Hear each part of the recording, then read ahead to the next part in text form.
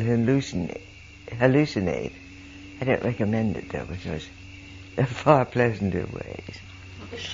And they use those hallucinations so very routinely. It's they'll tell you, well, I didn't know what to do for my son, he was so sick, so I took ayahuasca. I mean, sometimes it was just one person alone in the jungle.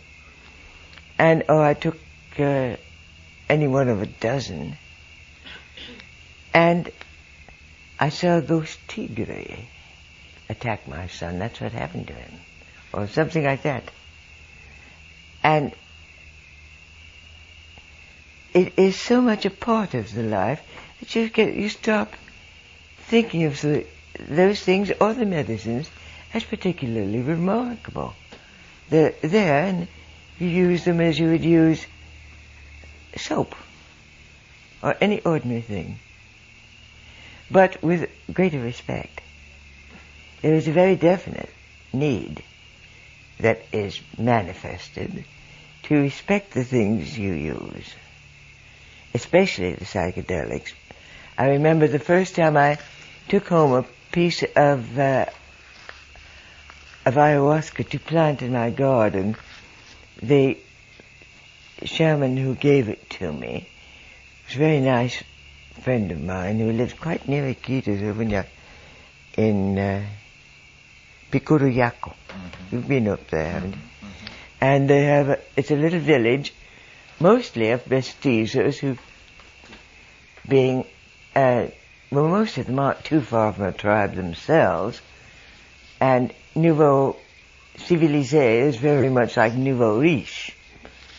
They have great contempt for the poor, and the poor in what we consider culture.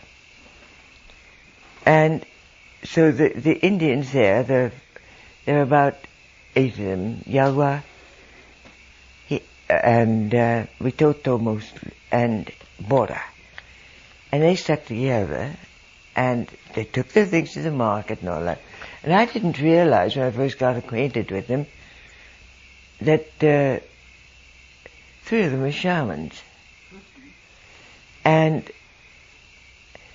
I didn't know that until one day, one of them came to my house, and it was Vicente, who was quite old, and he was blind.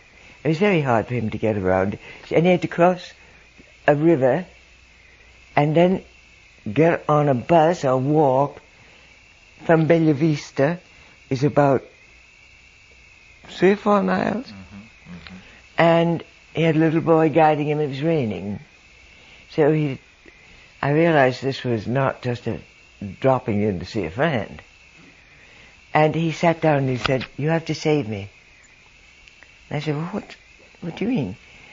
What can I do?" He said, "They will arrest me for murder." I said, "Whom did you kill?"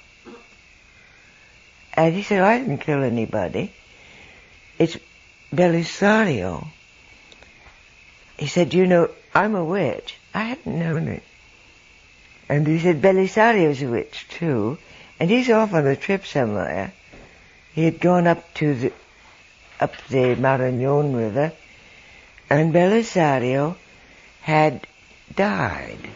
He got sick and died on his own. And he said, "You know, I know that they will say that I put a spell on him, and I sent a dart at him, and the police will come and get me and arrest me for murder." It is that matter of fact. And so I said, "No, they won't." And finally I had to say, "All right, I'll speak to the general about it. I'll tell him you didn't do anything." And then he was at ease. But it's that much a part of the ordinary texture of everyday life in a great part of the population there.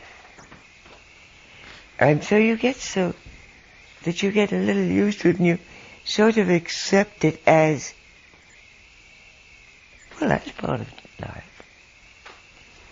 And I think it would do us all rather a lot of good to consider the possibilities. What do you think? Sounds good, Nicole. But I'm not going to let you off the hook so easily. I want to bring a little bit of this out.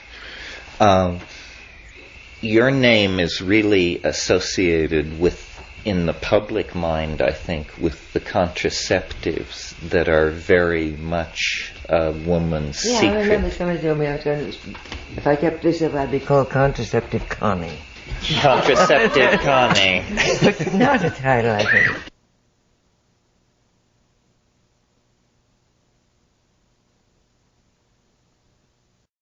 It wasn't Tessa, it was Carstens, who was, I think, a Swedish or German anthropologist. In 1920, he was studying the Canelos Indian in southern Ecuador, and he wrote an article saying that the women took some plant which is called piri piri, and they swallowed it so that they could cohabit, as he put it in a refined way, with men, and not to have children. And at the time he was attacked violently in 1920.